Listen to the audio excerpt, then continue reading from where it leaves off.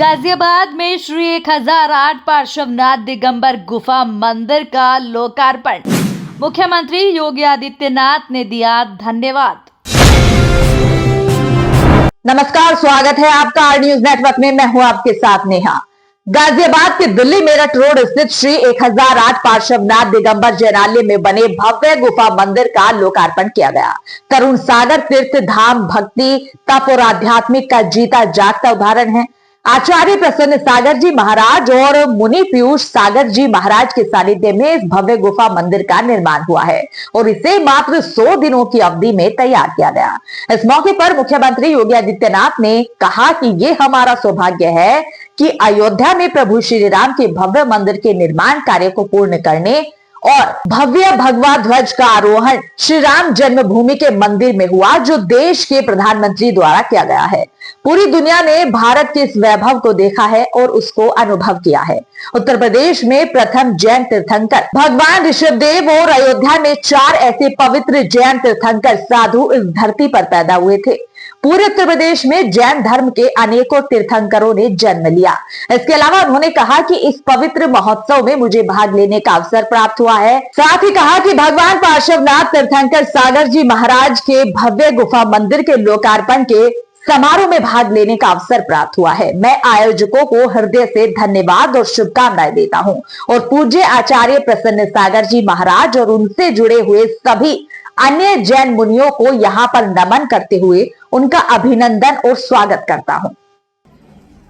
मैं भगवान पार्श्वनाथ और क्रांतिकारी संत पूज्य तरुण सागर जी महाराज की स्मृतियों को नमन करने का सौभाग्य प्राप्त हुआ है। आभारी हूं इस पूरी व्यवस्था से जुड़े हुए उन सभी महानुभावों का, जिन्होंने मुझे आज यहां पर पूज्य आचार्य श्री प्रसन्न सागर जी महाराज और अन्य जैन मुनियों संतों का सानिध्य प्राप्त करने, इस पंच कल्याणक महामहोत्सव में भाग लेने और इस भव्य गुफा मंदिर को देखने का सौभाग्य प्राप्त प्रदान किया। भारत की परंपरा, भारत के ऋषियों संतों मुनियों युगों युगों से यह गाथा विश्व मानवता के लिए एक प्रेरणा रही है।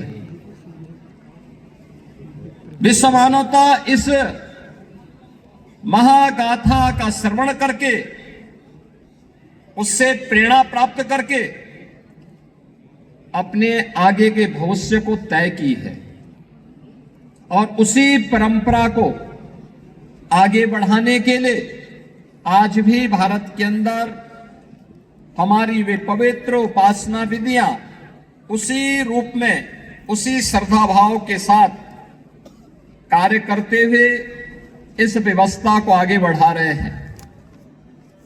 अभी 3 दिन पूर्व यह हमारा सौभाग्य है, अयोध्या में प्रभु श्री राम के भव्य मंदिर के निर्माण में कार्य को पूर्ण करने के इस महायज्ञ का पूर्णाहुति के कार्यक्रम के साथ ही भव्य भगवा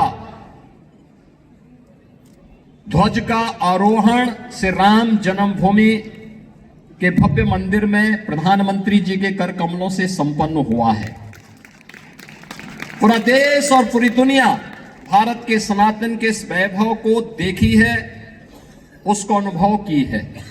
कुल के प्रथम राजा भगवान ऋषभदेव, जो प्रथम जैन तीर्थंकर थे, उनका स्मरण भी हर व्यक्ति बड़ी श्रद्धा भाव के साथ करता है। ये उत्तर प्रदेश का सौभाग्य है कि हमारे उत्तर प्रदेश में प्रथम जैन तीर्थंकर भगवान ऋषभदेव और अयोध्या में 4 ऐसे पवित्र जैन तीर्थंकर उसी अयोध्या की धरती में पैदा हुए। काशी जो दुनिया, उस काशी में 4 जैन तीर्थंकरों को अवतरित होते हुए दुनिया ने देखा है। अभी पिछले दिनों मुझे श्रावस्ती जाने का अवसर प्राप्त हुआ था।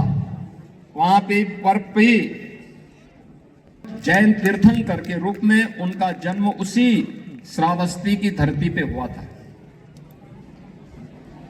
भगवान महावीर का जन्म यद्यपि वैशाली में हुआ, लेकिन महापरिनिर्वाण उन्होंने उत्तर प्रदेश के कुशीनगर के पावागढ़ में लिया था। और आज मुझे बताते हुए प्रसन्नता है कि हमारी सरकार ने उस फाजिल नगर का नाम, जहां भगवान महावीर ने अपना महापरिनिर्वाण लिया था, उसे हम पावा नगरी के रूप में हम लोगों ने उसके नामकरण को आगे बढ़ाने की कार्रवाई को आगे बढ़ाया है। यानी ये 24 जैन तीर्थंकर जिन्होंने समाज को एक नई दिशा दी, जिन्होंने करुणा की, मैत्री की, अहिंसा की, जियो और जीने दो की एक प्रेरणा विश्व मानवता को दी। और केवल मनुष्य ही नहीं बल्कि प्रत्येक जीव जंतु के लिए एक नई प्रेरणा प्रदान की। याद रखना, अध्यात्म के साथ ही भौतिक विकास हो, सांस्कृतिक उन्नयन हो या आध्यात्मिक उन्नयन के लिए एक सुरक्षित वातावरण चाहिए। संदेश भारत का ही है, भारत के ऋषि मुनियों का है, भारत की परंपरा का है, भारतीय संस्कृति का है। हम सबको इस बारे में गौरव की अनुभूति होनी चाहिए कि हम सब इन सभी संदेशों को लेकर के, जो भारत की ऋषि मुनि परंपरा ने हम सबको दिया है, अगर हम इसका आत्मसात करते हैं, इसका अनुसरण करते हैं, तो यही विश्व मानवता के कल्याण का मार्ग प्रशस्त करता है। आप याद करिए, गत वर्ष जब प्रधानमंत्री मोदी जी ने उस समय अप्रैल में दिल्ली में विश्व नौकार महामंत्र दिवस पर वन वर्ड वन चैंट कार्यक्रम का उद्घाटन किया था। उस अवसर पर उन्होंने 9 संकल्पों को हम सबको प्रदान किया था। वे 9 संकल्प थे कि पानी का बचत,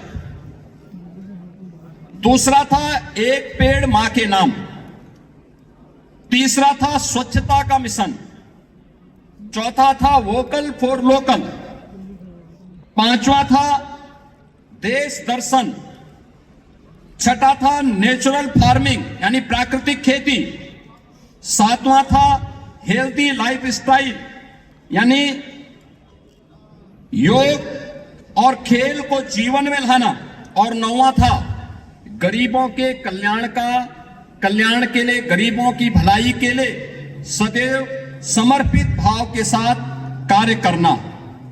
और आज मुझे बताते हुए प्रसन्नता है कि जैन मुनियों की जो परंपरा है उसी पवित्रता को आगे बढ़ाने का कार्य कर रही है। यानी सब कुछ जो कुछ हमें बाहर दिखाई दे रहा है वह सब कुछ हमें इस शरीर में अनुभव होते हुए दिखाई देगा। और यह मुझे प्रसन्न सागर जी महाराज की साधना के माध्यम से देखने और अनुभव करने का अवसर प्राप्त हुआ है। मैं आज के इस अवसर पर जब इस पवित्र कार्यक्रम में पंच कल्याणक महामहोत्सव में मुझे भाग लेने का अवसर प्राप्त हुआ है, यहां पे मुझे भगवान पार्श्वनाथ और क्रांतिकारी संत तरुण सागर जी महाराज के इस पावन गुफा मंदिर के लोकार्पण के समारोह में भाग लेने का अवसर प्राप्त हुआ है। मैं आयोजकों को इसके लिए हृदय से धन्यवाद देता हूं। आप सबके प्रति अपनी शुभकामनाएं देता हूं। पंच कल्याणक महामहोत्सव के प्रति अपनी शुभकामनाएं देता हूं। और पूज्य आचार्य श्री प्रसन्न सागर जी महाराज, और उनसे जुड़े हुए सभी अन्य जैन मुनियों को यहाँ पर नमन करते हुए उनका अभिनंदन करता हूँ, स्वागत करता हूँ। धन्यवाद। जय हिंद। उत्तर प्रदेश की भूमि पर भारतीय संस्कृति का, जैन संस्कृति का ये जगमग तिलक जो हमारे ललाट पर शोभित हो रहा है, तरुण सागरम अतिशय तीर्थ के नाम से। और इस अतिशय तीर्थ पर इस वर्ष 2025 का मंगलमय चातुर्मास भारत गौरव उत्कृष्ट सिंह निष्कृत व्रतकर्ता अंतर्मना आचार्य भगवान प्रसन्न सागर जी का हुआ। और उनकी प्रेरणा सानिध्य में एक भव्यातिभव्य मंदिर का निर्माण हुआ। और उस मंदिर के निर्माण में सबसे महत्वपूर्ण बात यह है कि मात्र 100 दिन की अल्पावधि में एक भव्य गुफा मंदिर यहाँ पर तैयार हुआ। और आज उस गुफा मंदिर के लोकार्पण को करने माननीय मुख्यमंत्री उत्तर प्रदेश आदरणीय आदित्य जी योगी का मंगल पदार्पण हुआ और उनके सुहस्त हाथों से आज यहाँ का लोकार्पण हुआ। और उन्होंने आचार्य भगवान की पदवंदना की, आशीर्वाद प्राप्त किया और भारत के भविष्य की मंगल कामनाओं के साथ उन्होंने संपूर्ण जनता जनार्दन को अध्यात्म से और ऋषि परंपरा से जुड़ने का आह्वान किया।